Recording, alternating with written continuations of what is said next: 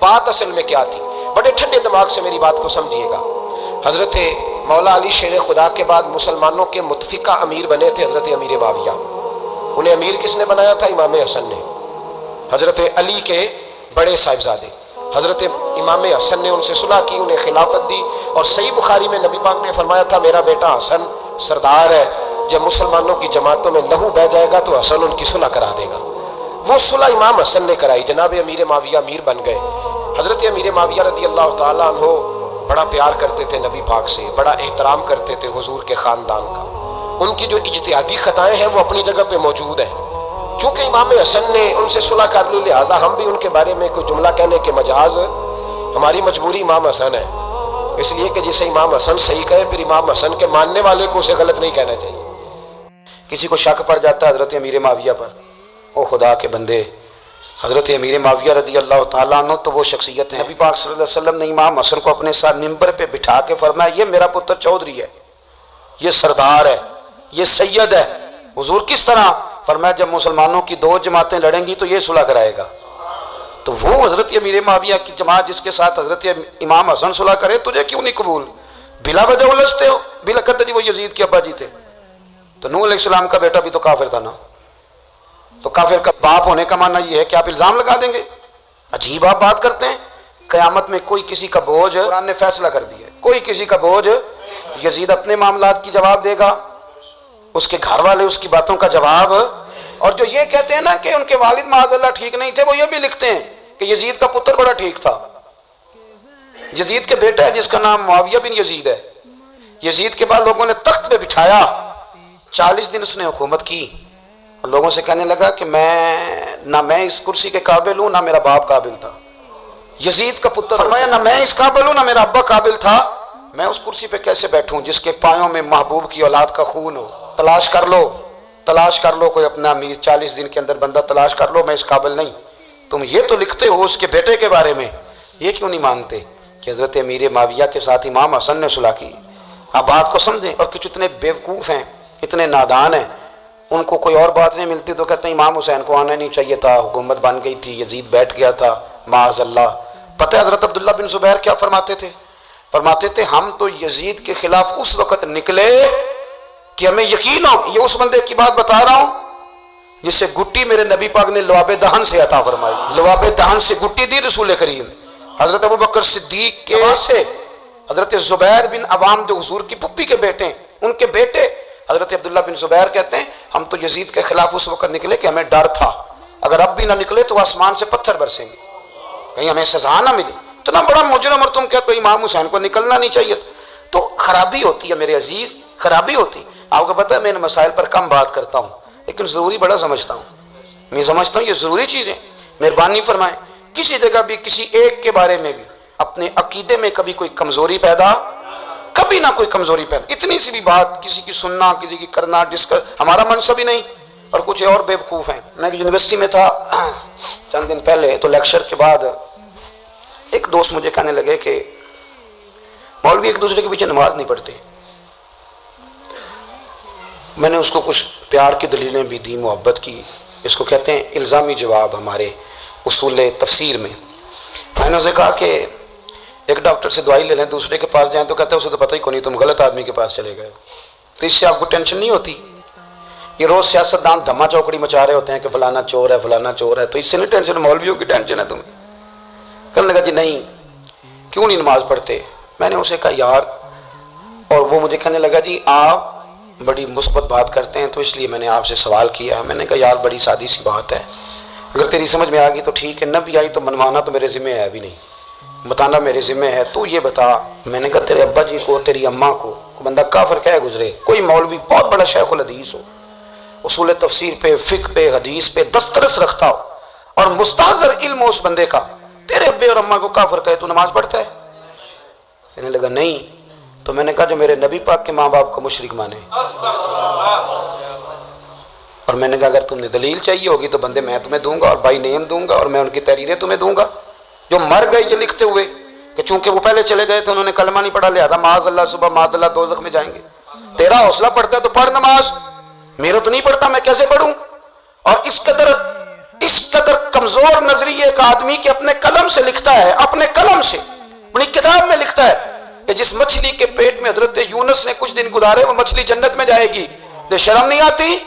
جس مچھلی کے پیٹ میں یونس چند دن رہے وہ جنت میں جائے گی، اور جس ماں کے پیٹ میں مدینے والے رسول 9 مہینے رہے، حیا نہیں آتی تجھے بات کرتے؟ پھر بھی سمجھ نہ آئے تو ہم سے آ کے عقیدہ سن، او درود تجھ پہ بھی آمنہ، او درود تجھ پہ بھی، تیرے لال پر بھی سلام ہو، تیری گود کتنی عظیم ہے، تیری گود کتنی، یار آپ مجھے دلیل دینا، میں ہماری ساڑی تے باٹی کونی تے سانجی کتنا لونی ہے، ہمارا کسی سے ذاتی رٹا ہی کوئی نہیں، آپ بات کو سمجھیں، لیکن تجھے کوئی اور چیز لکھنے کو ملی کوئی نہیں، تو نے قلم اٹھایا اور تو تکلیف دیتا ہے نبی پاک کو، تو وصیت والدین کو معاذ اللہ یہ لفظ کہہ کے گزر جاتا ہے، اور ان کے نام دیکھو، آمنہ، نام کیا ہے؟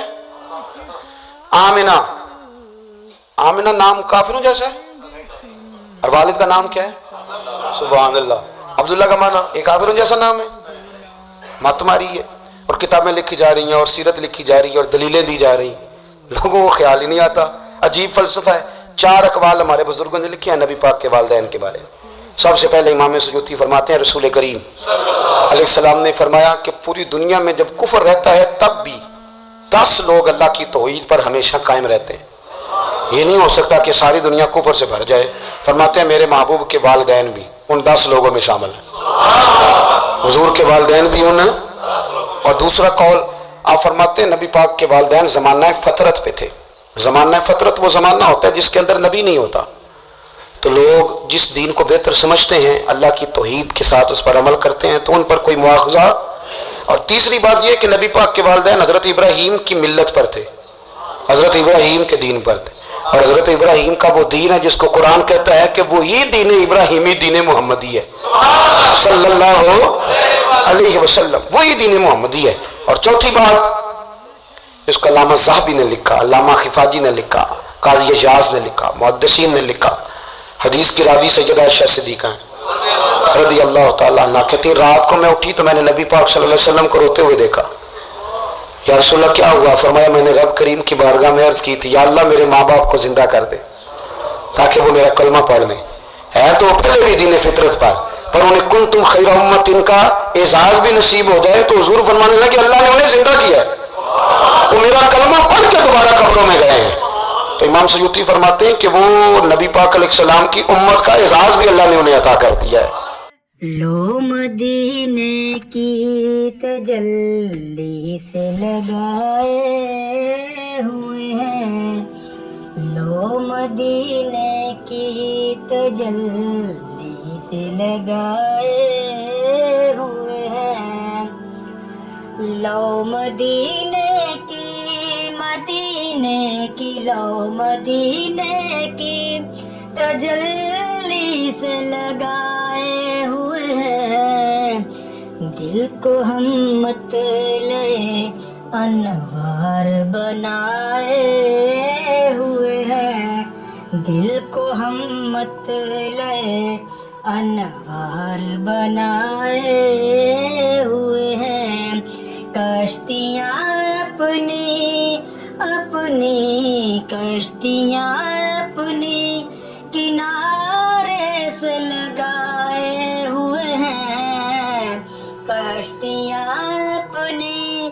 اپنی کشتیاں اپنی کنارے سے لگائے ہوئے ہیں، کیا وہ ڈوبے جو محمد کے ترائے ہوئے ہیں، کیا وہ ڈوبے جو محمد کے ترائے ہوئے ہیں، نام آنے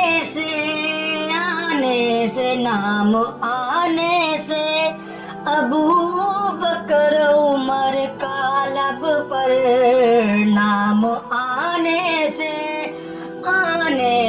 نام آنے سے ابو بکر عمر کا لب پر، تو بگڑتا ہے وہ پہلو میں سلائے ہوئے ہیں، تو بگڑتا ہے وہ پہلو میں سلائے حاضرو ناظرو حاضرو ناظرو نور و بشر غیب کو چھوڑ حاضرو ناظرو ناظرو حاضرو ناظرو نور و بشر غیب کو چھوڑ شکر کر وہ تیرے عیبوں کو چھپائے ہوئے ہیں شکر کر وہ تیرے عیبوں کو چھپائے ہوئے ہیں لو مدینے کی تجلی سے لگائے ہوئے ہیں لو مدینے کی لو مدینے کی تجلی سے لگائے ہوئے ہیں دل کو ہم مطلع انوار بنائے